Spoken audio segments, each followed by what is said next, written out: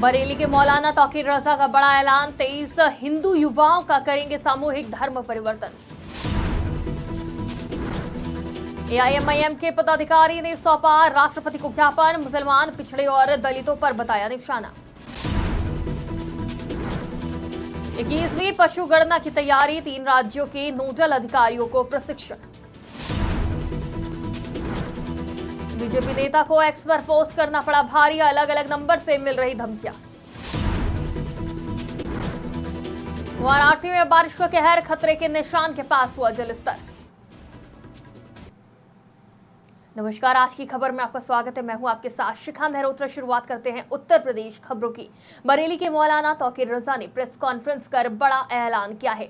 उन्होंने 23 हिंदू युवाओं का धर्म परिवर्तन कराकर उन्हें इस्लाम धर्म कबूल कराने के बाद सामूहिक निकाह कार्यक्रम का आयोजन करने का ऐलान किया है। इसके लिए उन्होंने जिला प्रशासन को पत्र लिखकर अनुमति मांगी है। इन जोड़ों में कुछ मध्य प्रदेश और बाकी यूपी के अलग अलग जिलों के बताए जा रहे हैं। साथ ही मौलाना तौकीर रजा ने कहा कि हम जो कार्य कर रहे हैं वो गैर कानूनी नहीं है, इसलिए अगर हमें प्रशासन इजाजत नहीं भी देता है तो प्रशासन की इजाजत के बगैर भी वो आगामी 21 जुलाई को 5 गैर मजहबी जोड़ों का इस्लाम कबूल कराने के बाद निकाह कराएंगे। अपनी धर्म परिवर्तन तो तकरीबन उनका हो चुका है, पहले ही आपस में रह भी रहे हैं, लेकिन हम ये चाहते हैं कि ये आपस में जो रहना है, ये न हिंदू धर्म में इसकी मान्यता है, न मुसलमान इस्लाम में इसकी मान्यता है, तो हम उनको मान्यता देना चाहते हैं। धर्म अपना वो परिवर्तित कर चुके हैं, वो उसका औपचारिक ऐलान जिसे कहते हैं वो करना है। तो इसमें यह है कि बहुत सी ऐसी हुई हैं कि हत्याएं हो गई हैं, कुछ दिन के बाद दिल भर गया।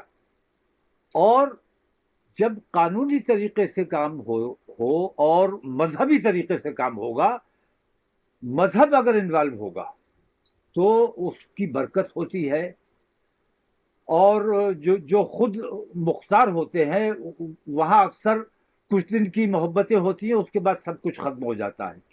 मैंने ऐसी बहुत सी शादियां देखी, इसलिए मैं ये चाहता हूँ कि ये जो हरामकारी हो रही है, साथ काम कर रहे हैं, साथ रह रहे हैं, तो लड़का लड़की जो साथ रह के हरामकारी कर रहे हैं उससे हम उन्हें बचाना चाहते हैं। मिर्जापुर में एआईएमआईएम के जिला इकाई ने जन आक्रोश धरना प्रदर्शन किया और 5 सूत्री मांगों को लेकर डीएम के माध्यम से राष्ट्रपति को ज्ञापन सौंपा। अब्दुल खालिद खान ने बताया कि देश भर में मुसलमान पिछड़े और दलितों को निशाना बनाया जा रहा है और इनकी सुनवाई नहीं हो रही है। साथ ही कहा कि मिर्जापुर में कई संगठन चल रहे हैं जो जिले के लिए घातक साबित हो सकते हैं। मैं बदरुद्दीन हाशमी मिर्जापुर से विधानसभा का प्रत्याशी रहा हूँ एआईएमआईएम से, और आज ये हमारा कार्यक्रम माननीय ओवैसी जी के आदेश पर पूरे देश में मनाया जा रहा है। आज के दिन जिला मुख्यालयों पर ज्ञापन दिया जा रहा है। कारण ये है कि आज पूरे देश में मुसलमानों को मॉब लिंचिंग करके परेशान किया जा रहा है। 4 गाय पकड़ी जा रही है, कहीं उनको लाकर 4 मुसलमानों को ठोक दिया जा रहा है। थाने में हमारी सुनवाई नहीं हो रही है, हम लोगों को नफरत की नज़र से देखा जा रहा है। और मैं ही नहीं हूँ, दलित पिछड़ा मुसलमान तीनों के साथ अन्याय किया जा रहा है। कोई बोलने वाला नहीं है, सबको शासन से ज़रूरत है। हम तेरे चाहने वाले हैं, मेरा कोई नहीं। इस मुल्क में उर्दू की तरह जी रहा हूँ मैं। हमारा वोट लेने सब आते हैं, लेकिन हमारी बात सिर्फ एआईएमआईएम के पूरे देश में ओवैसी साहब के अलावा कोई करने वाला नहीं है। लखनऊ के बख्शी का तालाब के पास बने पंडित दीनदयाल उपाध्याय राज्य ग्राम विकास संस्थान में 21वीं पशु गणना की तैयारी के लिए उत्तर प्रदेश, मध्य प्रदेश और उत्तराखंड के नोडल अधिकारियों के लिए 1 दिवसीय प्रशिक्षण कार्यशाला का आयोजन किया गया, जिसका उद्घाटन पशुधन और दुग्ध विकास मंत्री धर्मपाल सिंह ने किया। और इस कार्यक्रम में 175 नोडल अधिकारियों ने भाग लिया, जिसमें भारत सरकार के मत्स्य और पशुपालन मंत्रालय का सहयोग भी शामिल रहा। आपको बता दें कि इस गणना को पहली बार एनडीएलएम द्वारा विकसित एंड्रॉइड ऐप पर किया जाएगा। के लिए जो डॉक्टर्स लोग बुलाएंगे उनको प्रशिक्षण देने का काम किया जाएगा, जिसमें मुर्गी पालन, सुअर पालन, बकरी पालन, पशुपालन, मत्स्य पालन जैसे और भी विभिन्न और इन पशुओं को किस तरीके से बेहतर प्रबंधन के द्वारा उत्तर प्रदेश और अपने देश की आय बढ़ाने का काम किया जाए और उत्तर प्रदेश का जो लक्ष्य $1 ट्रिलियन इकोनॉमी रखा गया है, ऐसे कार्यक्रम से पूरा हो। वाराणसी में मानसून का कहर देखने को मिल रहा है, जिसके चलते गंगा नदी का जलस्तर दिन प्रतिदिन बढ़ता जा रहा है। गंगा नदी का स्तर 2 सेंटी प्रति मीटर हर घंटे बढ़ रहा है, जिससे निचले इलाकों के कुछ घाटों का संपर्क टूट गया है। इसके मद्देनजर तटवर्ती और निचले क्षेत्रों में रहने वाले लोगों को सचेत किया गया है। अलीगढ़ में भगाना थाना इलाके के भगाना पुल पर एक बड़ी घटना सामने आई, जहां पर तेज रफ्तार से आ रही स्कॉर्पियो कार ने बाइक को टक्कर मार दी। टक्कर लगने से बाइक पर बैठी देवरानी और जेठानी दोनों की मौत हो गई और बाइक चालक गंभीर रूप से घायल बताया जा रहा है। घटना के बाद सूचना पर पहुंची पुलिस ने शव को कब्जे में लेकर पोस्टमार्टम के लिए भेज दिया है और घायल युवक को इलाज के लिए जिला अस्पताल में भर्ती कराया गया है। फिलहाल पुलिस ने कार को हिरासत में लेते हुए कार चालक को गिरफ्तार कर लिया है और आगे की कार्रवाई में जुट गई है। ये चंडोल से आ रही थी एक मौत में से, पीछे से गवाना रेलवे जो पुल है उस पर पीछे से स्कॉर्पियो ने उनमें टक्कर मार दी। जी हाँ, मेरी पत्नी और मेरी भाभी की हुई मौत।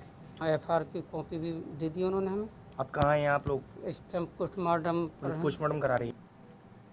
अमेठी में मुसाफिर खाना कोतवाली कस्बे के रहने वाले बीजेपी नेता अंशु तिवारी को अपने एक्स पर एक विवादित वीडियो पोस्ट करना भारी पड़ गया।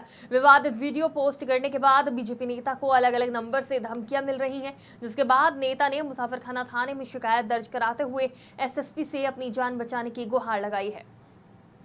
पूरा प्रकरण यह है कि कल मुसाफिर खाना खाने के सामने कुछ आपत्तिजनक नारे लग रहे थे, जिसका वीडियो मैंने ट्विटर पर पोस्ट कर दिया था।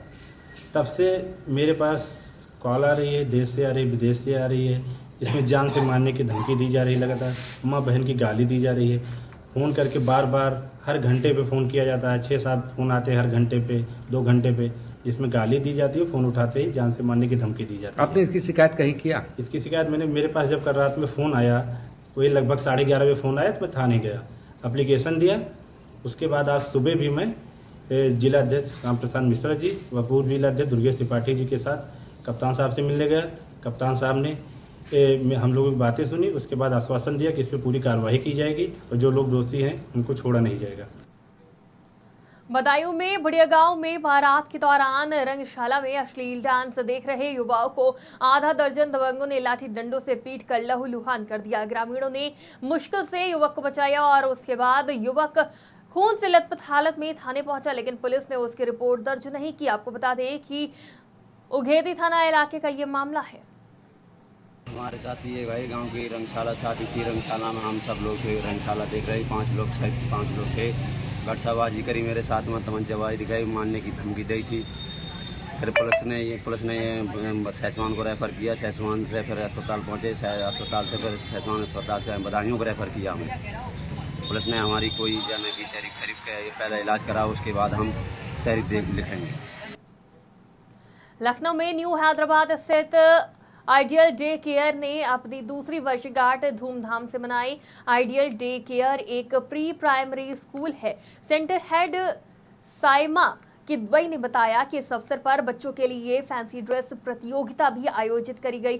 संस्थापक शिवापी मेहरोत्रा ने 2 मासूम बच्चों को मुफ्त शिक्षा का उपहार देकर उनके चेहरों पर मुस्कान लाने का प्रयास किया। इस अवसर पर शिक्षिकाएं, स्टाफ, अभिभावक और बच्चों ने स्क्रीन टाइम कम करने का संकल्प लिया। उनकी शारीरिक और मानसिक विकास के लिए तरह तरह के खेल की व्यवस्था भी की गई। मेरा नाम शिवा पंडीर मेहरोत्रा है। ये मेरी संस्था है आइडियल डे केयर नाम से। ये इसकी दूसरी वर्षगांठ के उपलक्ष्य में हम लोग आयोजन कर रहे हैं। आइडियल डे केयर संस्था के बारे में मैं आपको थोड़ा बताना चाहूंगी। यहाँ पे जो माता पिता दोनों जॉब करते हैं वो अपने बच्चों को हमारे पास छोड़ते हैं। बच्चे जब एक साथ रहते हैं तो उनका शारीरिक और साथ में मानसिक विकास भी होता है। जैसा कि आपको पता होगा, आजकल कोविड के चक्कर में ज्यादातर बच्चों में हम स्पीच प्रॉब्लम देख रहे हैं, वो हाइपर एक्टिव हैं, ऑटिज्म की प्रॉब्लम आ रही है। ये सारी प्रॉब्लम्स का रीजन या मेन जड़ ये है कि बच्चे कोविड के टाइम पे बच्चों के साथ मिल नहीं पाए, उनका सोशलाइजेशन नहीं हो पाया। जो कमी है वो यहाँ पे बच्चों के साथ 6-7 घंटा साथ में रहते हैं, उसको दूर किया जाता है। उत्तर प्रदेश सरकार के पर्यटन विभाग ने मिर्जापुर जनपद के विंध्याचल क्षेत्र को 19 करोड़ 64 लाख रुपए से अधिक की राशि सौंदर्यीकरण के लिए दी है। मिर्जापुर की सांसद अनुप्रिया पटेल ने बताया कि इस राशि से विंध्याचल क्षेत्र में सौंदर्यीकरण आदि तमाम विकास के कार्यों को किया जाएगा। विंध्याचल में सौंदर्यीकरण से लेकर सांस्कृतिक संध्या मंच के निर्माण तक सारे कार्य इस राशि से होंगे। उत्तर प्रदेश सरकार के पर्यटन विभाग के द्वारा आज हमारे जिले को विकास की बहुत बड़ी सौगात मिली है। 19 करोड़ 64 लाख रुपए से अधिक की धनराशि से विंध्याचल क्षेत्र में तमाम विकास कार्य सौंदर्यीकरण से लेकर सांस्कृतिक संध्या मंच के निर्माण से लेकर तमाम पर्यटन से जुड़े हुए विकास के कार्य इस राशि से किए जाएंगे, क्योंकि विंध्याचल एक ऐसा क्षेत्र है जहां देश भर से श्रद्धालु बड़ी संख्या में पूरा साल भर और खास तौर से नवरात्र में यहाँ पर आते हैं। तो तमाम किस्म की यहाँ पर जो पर्यटन संबंधी सुविधाएं हैं उनको विकसित किया जा रहा है।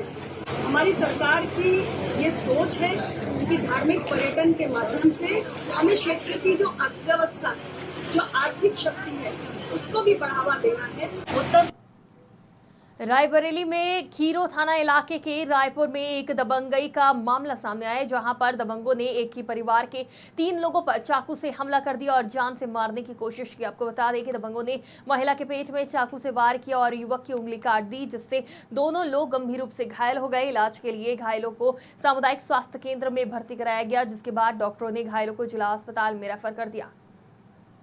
बाल गोविंद, उसकी पत्नी विद्यावती और उसके चाचा ने गजोधर।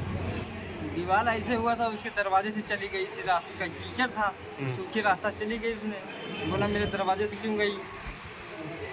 कल झगड़ा हुआ था, आज उसे सुबह चाकू ने मार दिया। रायबरेली में एम्स को जाने वाली मुख्य सड़क की हालत बेहद खराब हो गई है, जिससे राहगीरों और कावड़ यात्रियों को परेशानी का सामना करना पड़ रहा है।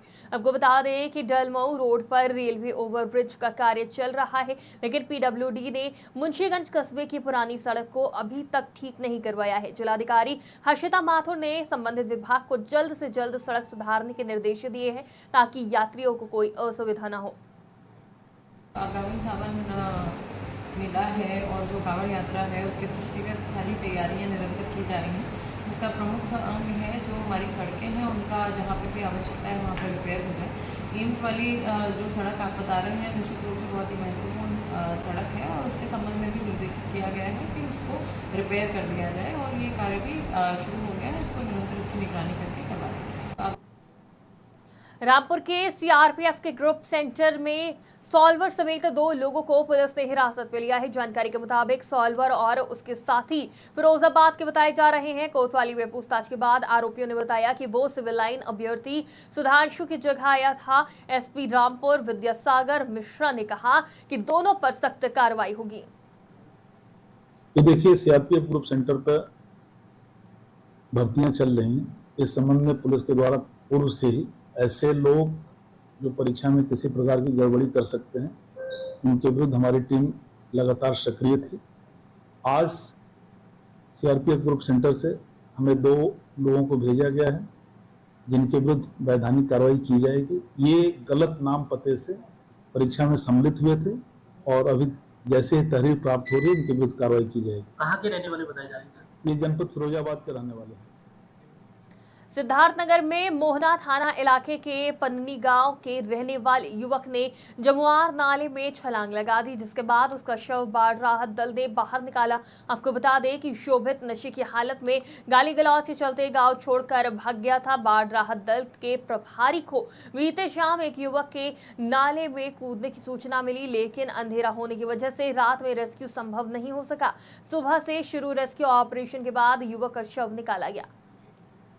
20-24 दिन से बताते हैं, 20-24 दिन से गायब है। 25-30 साल के रहने 25-30 साल के। क्या वजह क्या लग रही है, क्यों आगे कूद गया ना? अब वह लफड़ा भाई लाद है। क्या लफड़ा? दारू पी के गाड़ी को दे दाद है। कुछ लोग कहने गाँव पर है कि हमने गाली दे रहा है, अब घरे जाके लफड़ा कहीं देना है। पूरा परिवार के मरना cut head constable Chandraprakash Singh VC PSC Azamgarh बाढ़। मैं सौरभ का कैंप कर रहा हूँ। मुझे कल दिनांक 15/7/24 को SSP सिद्धार्थ नगर महोदय द्वारा आदेश मिला कि आपको जमुआ नाले में एक व्यक्ति डूब गया है, जिसको निकालने के लिए रेस्क्यू करने जाना है। मैं अपने टीम को गठित करके और यहाँ लेके आया। आते समय हमको यहाँ लेट हो गया। लेट क्या हो गया, समय उसी समय बताया गया 7 बज गया, हमको अंधेरा हो गया तो रेस्क्यू करना संभव नहीं था। इसलिए मैंने महोदय को बताया कि इस समय हम रेस्क्यू नहीं कर पाएंगे, कल सुबह होगा रेस्क्यू। महोदय ने कहा ठीक है, कल सुबह आप 7 बजे आइए और फिर रेस्क्यू करिए। फिर हमने रेस्क्यू किया और तब से और इस टाइम तक हमने रेस्क्यू किया और हमको अब बॉडी मिली है। बॉडी हमने चौकी इंचार्ज नौकर महोदय को सुपुर्द कर दिया। उत्तर प्रदेश की खबरों में फिलहाल इतना ही। देश और दुनिया की तमाम खबरों के लिए देखते रहिए आज की खबर।